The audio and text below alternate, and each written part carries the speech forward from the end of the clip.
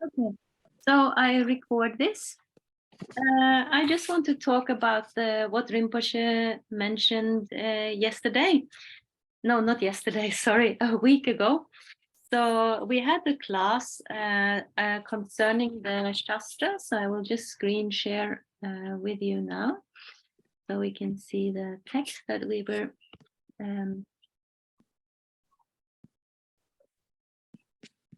no, wait. Cancel. Okay, let's see. Share screen. There we go. Okay, here we go. Share. So this is the part that we were talking about last time. We discussed. We are on the chapter on the Buddha's teachings. So we divide this in. This is about the Buddhist canon. So we have the oral transmission, the Kagyur in Tibetan, and we have the Tengyur, the translations. No, not the translations, but the commentaries on the Buddha's words. So we remember that we had these councils after the historical Buddha's passing, and that all his teachings were recorded. First, they were recorded orally and kept in memory of his disciples through reciting them, and then they were eventually written down. However, they organized them in some way. So they organized them thematically, so into what is called the three baskets, so the three pitakas. So we have the Sutra Pitaka, which are the discourses between the Buddha and his disciples, or between the Buddha and someone who asks a question. Sometimes there's a king or a lay person or someone who asks a question, but these are discourses. And then we have the Vinaya, which is about which is mostly about the rules concerning the ordained community. And then we have the Abhidharma, which is like the extracted essence of the principles of the Buddha's teachings. So these are the three baskets. I just thought I would talk a little bit about this division to you. And Rinpoche also mentioned it. We can just read the text. So we have talked about the commentaries already, and what is the qualification of the commentaries. So we have many commentaries. We have contemporary commentaries on some sutra or an Abhidharma text, but these are not necessarily part of the Buddhist canon. So there's a selected volume of texts that are contained in the various Buddhist canons. I talked about that in my last review session, that we have several canons. So we have the Pali canon that was brought to Sri Lanka, which is in Pali, and contains the early teachings from the first councils. It does not contain the Mahayana sutras because they emerged later. And they do contain the text. It's just the early teachings. They are called the Nikayas. And we have a Chinese canon that does contain the Mahayana teachings, and the Tantras, because that was brought to China at a much later stage. So everything was brought from India to various countries where Buddhism spread. And then we have the Tibetan canon, which contains the early teachings. It contains the Mahayana sutras and the tantric teachings, and it's divided in the Kangyur and the Tengyur, the oral teachings, which are considered to be the words of the Buddha himself, and the commentaries of the early Indian scholars like Asanga and so forth. So these are contained in the so-called commentaries, the Shastras. We have further discussed the the difference between what makes the Buddhist Shastras exceptional, that they are free of these faults of being meaningless and so on, and the difference between the Buddhist Shastras and the non-Buddhist Shastras. So we make that distinction because the term Shastra may be very wide, and you can have many kinds of Shastras in Sanskrit that are not necessarily Buddhist Shastras and are not necessarily written by a skilled author, a skilled commentator. But I thought I would just, since I studied this, I studied translation, and I read many Buddhist texts, many of these commentaries, and they have a certain way of writing these Shastras that are in accordance with what Longchen says here. It should be they should have a meaning, they should have an intention, and they should be based on a genuine sutra, and they should be for a purpose of protecting and clarifying. Isn't that what it says? No. Term, where was the purpose? Analysis, characteristics. They should comment on the enlightened words of the Buddha, and they should be by a qualified author. Oh yeah, here it is here itself. Term Shastra. They should be to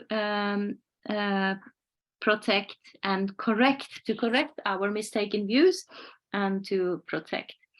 So this is also something that the author, there is a style in which these Shastras are written.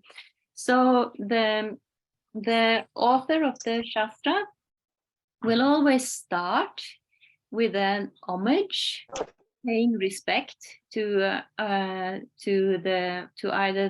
the Buddha or the Sangha or to Manjushri.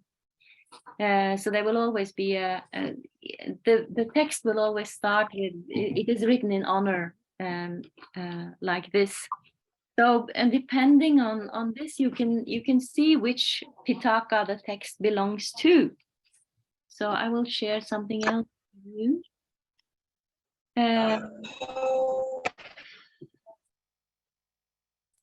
So,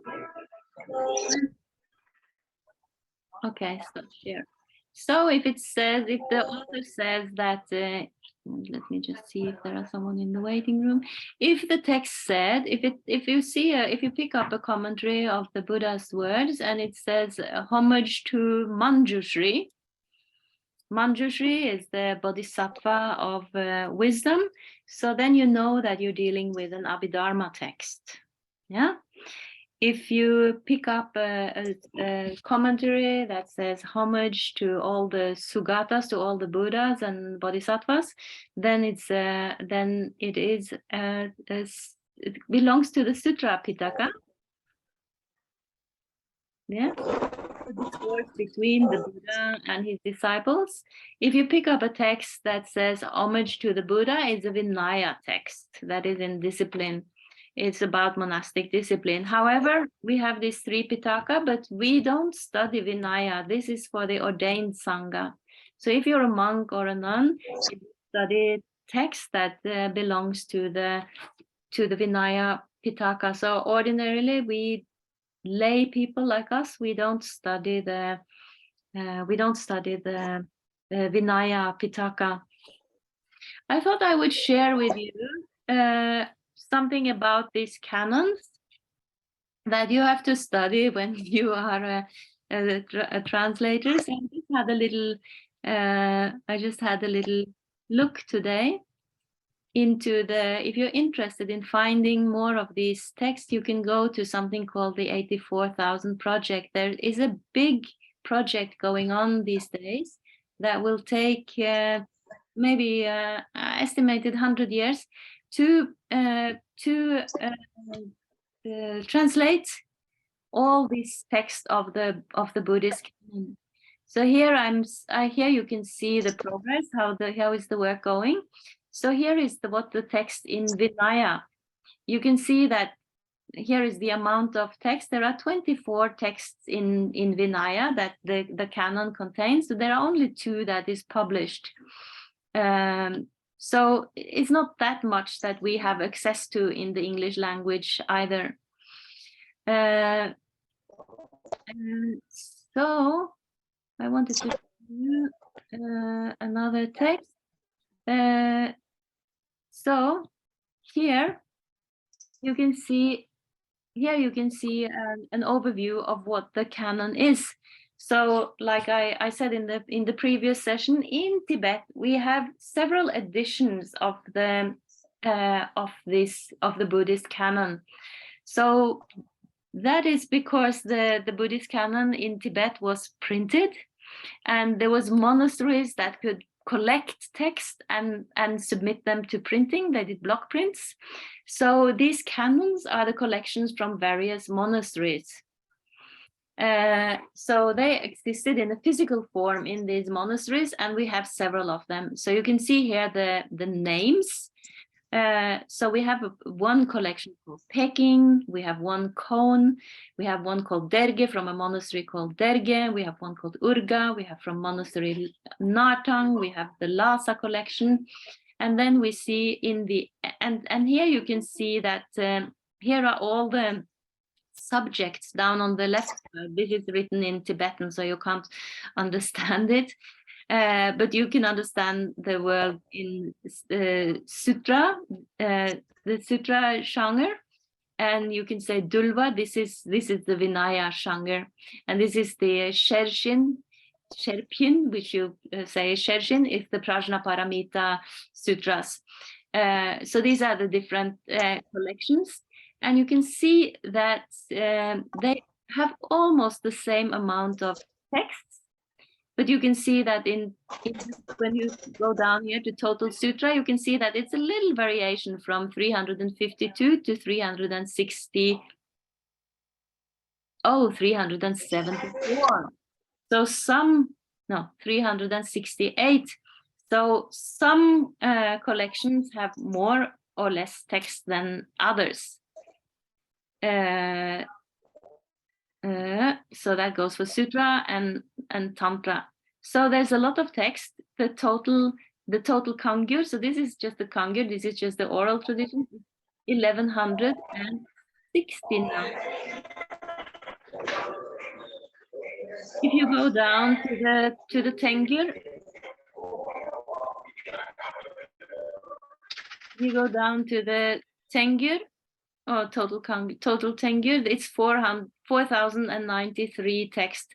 So you can see that there is a lot of text to be translated. But anyway, that work is going on. And I wanted to show you something else. Abhidharma. Oh, I can't move this. Come on. So Abhidharma. So in Abhidharma, there are not so many commentaries. There are 18. I don't know why these are not published, but anyway, in Abhidharma basket, we have 2 main texts that we read and we study. It's the Abhidharma Kosha of Vasubandhu. That's a 4th, 5th century text. And we have his brother's text, the Abhidharma Samuchaya. So what is the Abhidharma about? Here you find a lot of lists of things. It's like a inventory of what is the mind, how many senses are there, how many sense sources,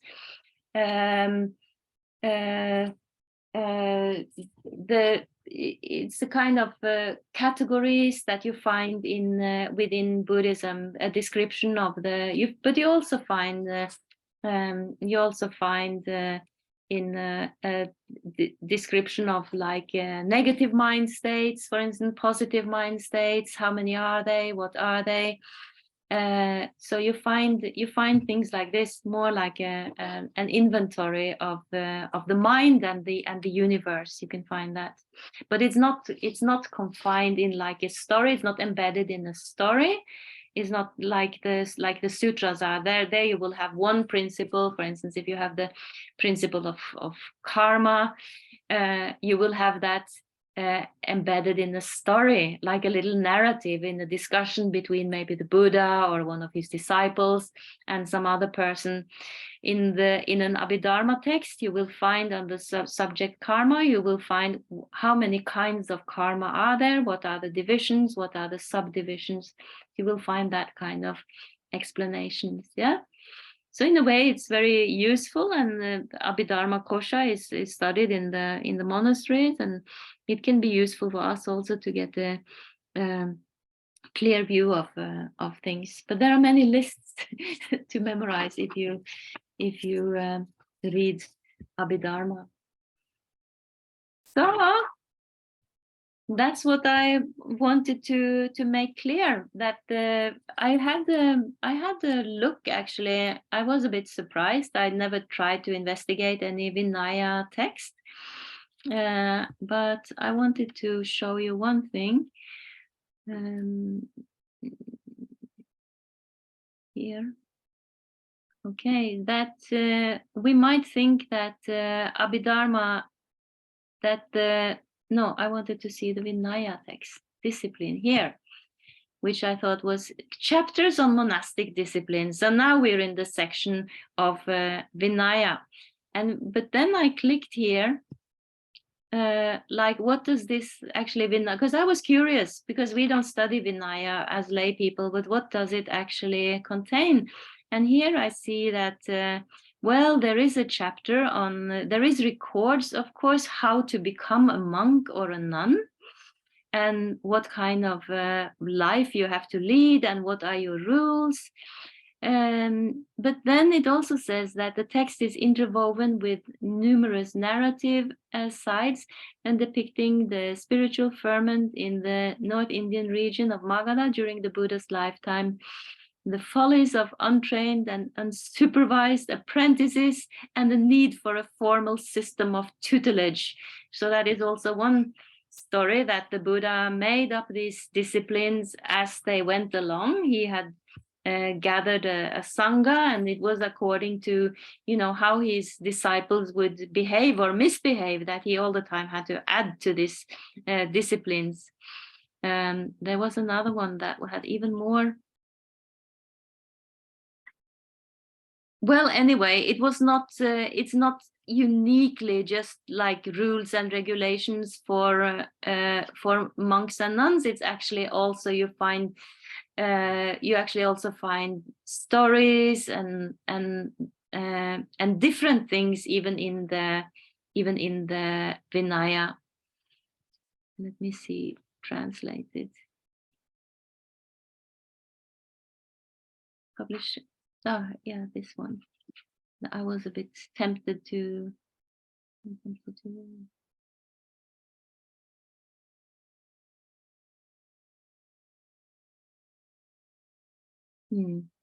So you find not just rules and regulations, but it could be interesting in a way to read about how the monastic life should be organized and how it was organized. But it's also clearly not just the rules and regulations, but also contains stories of the Buddha and other things.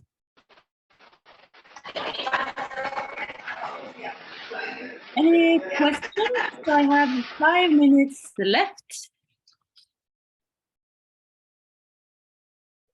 Yeah, I have a question. Yeah. On page, I'm still not 100% sure what it exactly means when in the middle.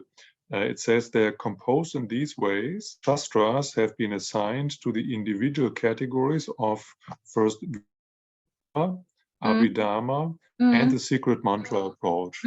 So the secret mantra approach, is that referring to Mahayana? Okay, that secret mantra approach is Tantra. Okay.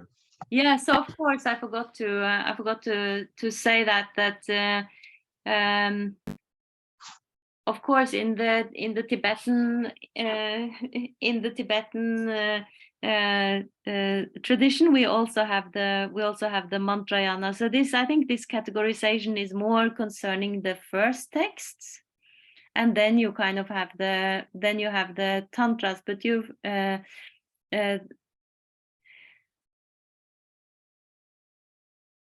I'm not actually sure if it contains commentaries on the tantras.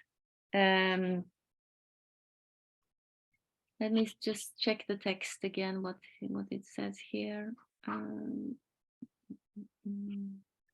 Here. Where was the passage you just said? It's 8 in the middle, after the third citation. There's a paragraph in these ways. Okay.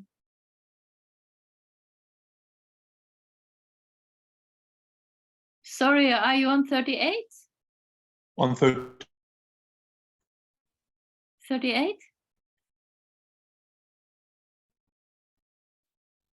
Oh yeah.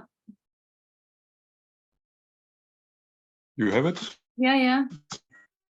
Here. Okay, and the secret mantra approach. Yes, of course. This is yes, of course. The Shastras. You also have commentaries on the.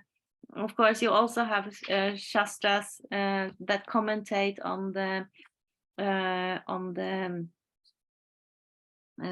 tantras. Yeah. Okay, I wasn't so clear about that would be another basket, because it wouldn't be the sutra basket. Then you would have added tantras. So this is the early translations that were divided in this way. Yeah.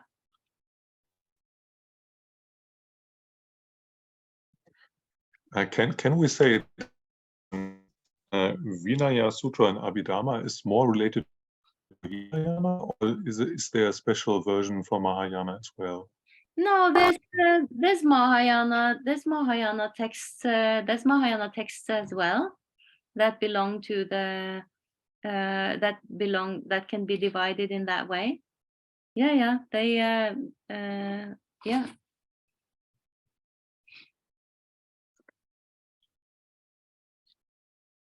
Because the Pitakas will not be the same in every tradition.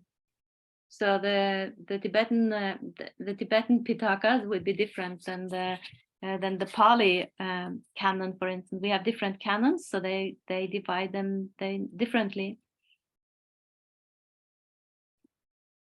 But there will be commentaries on the Mahayana sutras in the Tibetan